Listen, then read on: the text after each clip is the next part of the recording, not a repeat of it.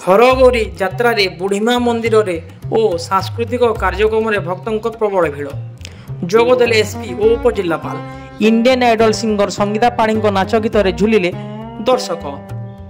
गत सप्ताह पूर्व आरंभ होता सोनपुर प्रसिद्ध हरगौरी पूजार प्रत्यह रीतिनीति अनुसार माँ बुढ़ीमा और श्री हरगौरी पूजा विधि खूब धूमधाम रे पालित होईछि। संध्यारे हजार हजार भक्त विशेषकर महिला मान भिड़ लगी रोची।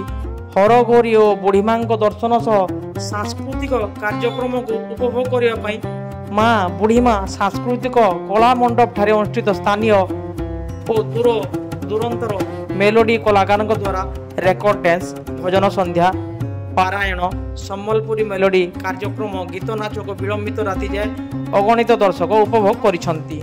यात्रा रे दर्शक अनेक मनछुआ जीवंत मेढ़ देखी यात्रार आकर्षणीय साजसज्जा और गीत नाच देखी खूब मजा नेउथवा जना पड़ी।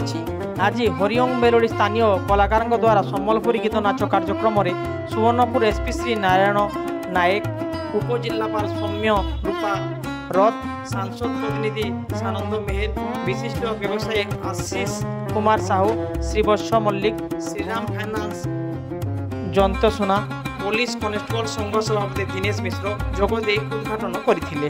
आसंतकाली एही यात्रार सांस्कृतिक कार्यक्रम उद्यापनी उत्सव में सुवर्णपुर जिलापाल जोग देवाक सम्मति प्रकाश करिसंती।